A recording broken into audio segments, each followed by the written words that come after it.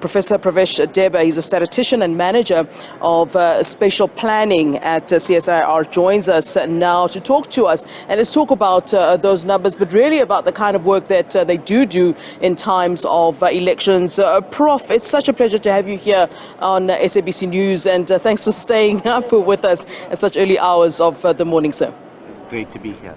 Just as a start, Prof, before we start looking at the numbers and those projections, maybe if we can take a step back a little. There's always questions about, those bodies that do make the projections and do make those kinds of predictions. How do you do your work? There's always concern about whether or not you're really reflecting the demographics of South Africa as a whole. Are you going into the villages?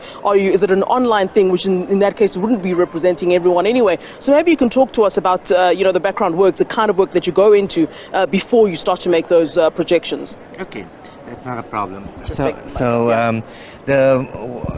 What we do is before the election, so we use the results of the previous elections to form clusters or groups of voting districts which are similar. This is done prior to the elections, right, using past results. Now, as the voting districts are starting to come in, for each voting district that comes in, we then look at assigning that voting district to the clusters that we have formed. Yeah. And for all the voting districts that has not come in, we then predict what is going to happen with them based on the voting behavior.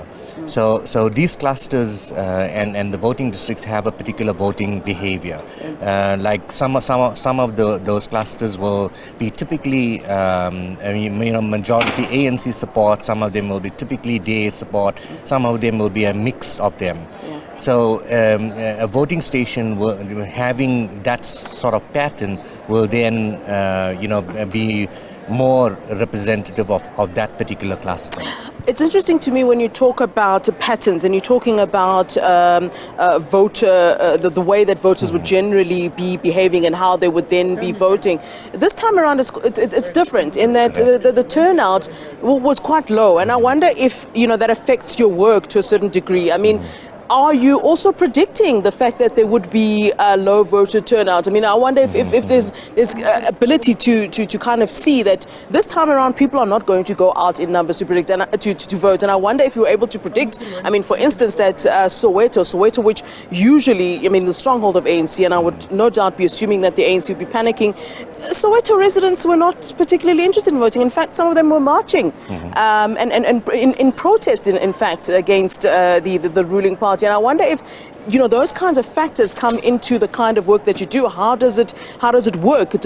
Have you already kind of anticipated that voter turnout could indeed be low?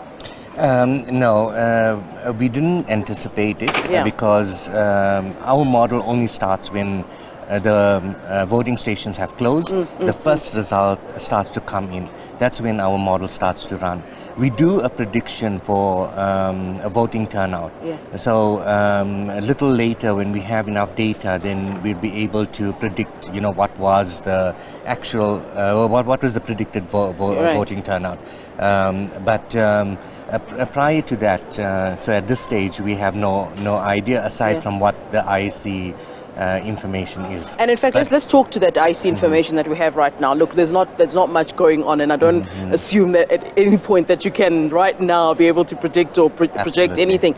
But let's just look to it. Let's talk to what's currently on the board at the moment. I mean, we're sitting at 1% of those votes that have been counted nationally at the moment. There's really nothing, and certainly in the next hours to come, you'll start to have a clearer picture. But if you're looking at that, I mean, let's look at that scoreboard, if I can call it that, for the moment. The African National Congress at this point sitting at 849, Democratic Alliance 499. Do you think that that'll, sort of fluctuate and go up and down non-stop throughout these couple of hours? So we can't even be paying attention to that right now, can we? Yeah. No, what you're saying is absolutely true. What you're seeing there means nothing to anyone. Yeah. And that is why we do this particular work, because that fluctuation will continue to happen throughout the day. It will stabilize much later in the afternoon. Yeah. But with CSIR's prediction model, with around 10 to 15% of the voting districts in, we are able to predict more or less what the final outcome would be. So we will be able to say more clearly, what's going to happen, for the rest of the day. But the other thing you were also mentioning about is on the turnout and how that will actually affect us. Because this is the first time, I must admit, that we are faced with such a situation. So the model has not been tested for something like this, and therefore we wouldn't know exactly how all of that is going to play out. Except I would think at this stage we probably need more data, to give reliable information. So normally I've been saying 10 to 15.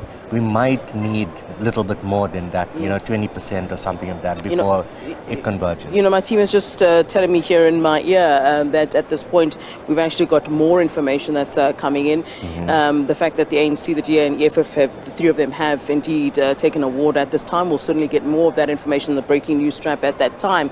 The Freedom Front Plus as well. And, we've been saying that there's going to be surprises, and, it doesn't seem as though, there are going to be surprises. There were independent candidates that came in, but if you're hearing the results now and looking at that now, even though we're very early in, we had been told that the smaller parties are going to show early leads, and I wonder if that's something that you had been looking at in terms of how the smaller parties would indeed be performing this time around, and also leaning on the issue of voter turnout, because I suppose lower voter turnout is great for the smaller parties, isn't it? Yes, absolutely.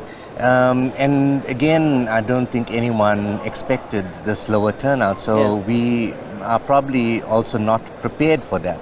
But the thing is, I've always been explaining to our audience that we don't concentrate on the smaller parties simply because there is a margin of error in the model, and our margin of error is around about 2%. Okay. So concentrating on the smaller parties, when the margin of error is 2%, and if they're getting 2-3%, it doesn't make any sense, because whether it's 0 or whether it is 5, it's within our margin of error. Yeah. So therefore, the smaller political parties, unfortunately, we cannot say much about it, and the model is designed to concentrate more on the bigger political parties, and to make sure that the margin of error is small.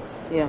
All right. Well, thanks very much for being with us for this afternoon. I do understand that before we wrap up our conversation, that at 5 a.m. we can indeed expect the CSIR to speak and have more to say on their predictions, on your predictions, so certainly we'll get more information from you at that point. And certainly, I think in those couple of hours leading up to 5 a.m. we'll start to see more information, and that makes your job a little bit easier, I suppose, for 5 a.m. Absolutely. All right. Thanks so much for giving us your time, and we look forward from hearing from CSIR at 5 a.m.